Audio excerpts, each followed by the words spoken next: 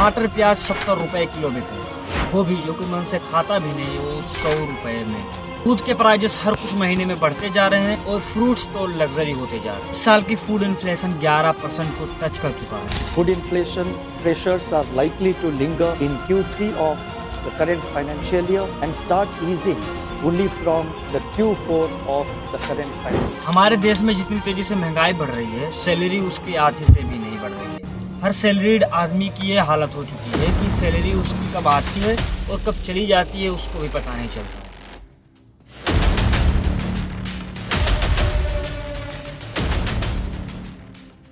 और हर middle class family की ये हालत है कि पहले तो सैलरी में से 30% टैक्स दो और अगर कुछ खर्च करो तो उसमें से 18 से 20% टैक्स दो और गलती से आप सेविंग करने का सोच लो तो उसमें से भी सरकार को कुछ न कुछ टैक्स चाहिए।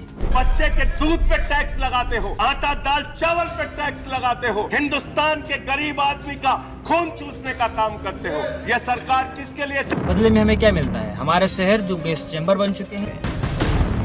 पानी की क्वालिटी ऐसी हो चुकी है कि बिना फिल्टर किए हुए पानी से ना तो नहा सकते हैं, ना पी सकते हैं और ना ही उसे धो सकते हैं।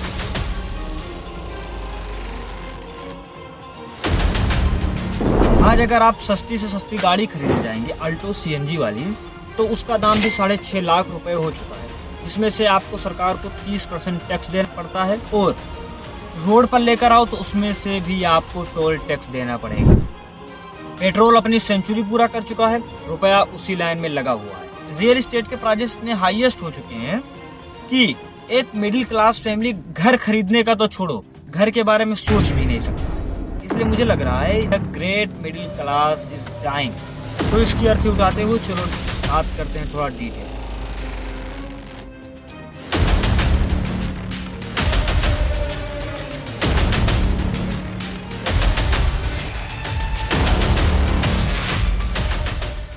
इंडिया में मेडिकल इन्फ्लेशन 14% है, जो कि एशिया में सबसे हाईएस्ट। हॉस्पिटल की कॉस्ट हर कुछ सालों में बढ़ती जा रही है। भारत में इंश्योरेंस का इन्फ्लेशन रेट 15% से भी ऊपर जा रहा है।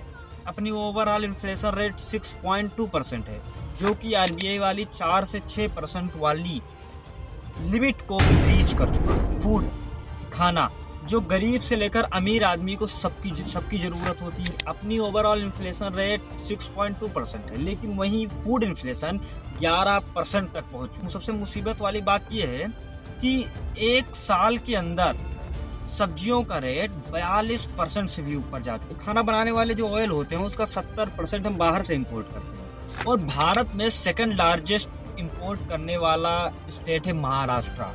जब महाराष्ट्र में चुनाव चल रहे थे तो उनकी सरकार ने इंपोर्ट करने पर 20% टैक्स लगा दिया। इससे फार्मर्स को फायदा हुआ, जिससे सरकार को ज्यादा से ज्यादा वोट मिला, लेकिन जेबें तो हमारी डूबी ना। इसका असर ऐसा पड़ा कि लगभग 1 महीने के अंदर सब ऑयल का रेट 13% से भी ऊपर चला गया। जो पिछले महीने फॉर्चून कच्ची घानी का तेल 140 रुपए लीटर बिक रहा था, वो आज 160 रुपए में है। सेब 200 रुपए किलो, नारियल 70 रुपए में, केले 70 रुपए दर्जन और दालों का रेट तो हर महीने में 5 से 10 रुपए बढ़ते ही जा रहे हैं। दूध, जो गरीब से लेकर अमीर आदमी सबको चाहिए, लेकिन अमूल, मदर डेयरी अपनी दूधों की जो पैकेट्स होते हैं उनको महंगी कर दी है। अगर आप भैंसों का दूध या गाय का दूध अपने बगल से खरीदते होंगे तो आपको पता होगा कि दूधों का रेट महंगा हो गया। इसीलिए भारत में 20% लोग दूध पीना ही कम कर दिए हैं और 13 से 14% लोग सस्ती दूधों पर शिफ्ट हो गए हैं। हमारी फूड इन्फ्लेशन सितंबर में 9.34%, अक्टूबर आते आते 10.87% पर जा चुका। 2021 में कोविड की सेकंड वेव थी और 2022 में रसिया और यूक्रेन का वार चल रहा था। लेकिन नोटिस करने वाली बात यह है कि जब ये दोनों चीजें चल रही थी आपस में, तब भी फूड इन्फ्लेशन इतना नहीं था जितना आज के टाइम पर है। पेट्रोल और डीजल तो रसिया और यूक्रेन के वार के टाइम पर 100% को पार कर चुका था, लेकिन मजेदार बात यह है कि वही रेट आज भी चल रहा है और इस वक्त हमारे पास पेट्रोल और डीजल इतना है कि हम रसिया से लेकर जो पेट्रोल और डीजल बचता है वो हम यूरोप के देशों में भेज रहे हैं। मीडिया पर देखे होंगे कि दिलजीत का कंसर्ट का टिकट 30,000 में बिक रहा है, कोल्ड प्ले का लाखों लाखों में बिक रहा है, लेकिन सब लोग जा रहे हैं। लेकिन अपने देश में ये आबादी बहुत छोटी है। कुछ लोग सरकार को डिफेंड करते हुए ये बोलेंगे कि मानसून गड़बड़ था या थोड़ा सा स्लो डाउन चल रहा था, थोड़ा सा चिपचिपा मौसम था, लेकिन नहीं, अगर ऐसा होता तो साल में ये चीजें रिपीट होती रही। लेकिन ये तो 1-2 साल से लगातार बढ़ती ही जा रही है। पेट्रोल डीजल ये सब सरकार के हाथों में, जब चाहे बढ़ा सकती है और जब चाहे जब घटा सकती है, लेकिन ये इस पर ध्यान ही नहीं देते।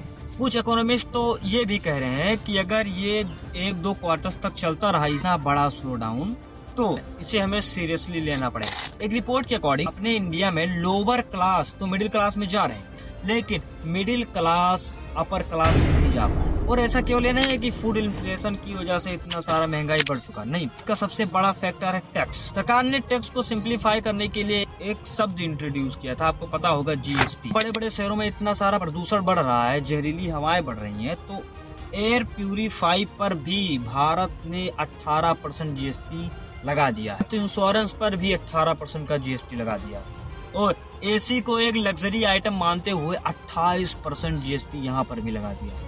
और अगर एक आप सस्ती से सस्ती गाड़ी खरीदने जाएंगे अल्टो सीएनजी वाली, तो वो 6.5 लाख में आती, वहां पर भी आपको सरकार को 30% टैक्स देना पड़ेगा। अपने देश में ज्यादा कारें मिड क्लास वाली बिकती हैं, यहाँ पर सरकार को 40% टैक्स देना पड़ता है।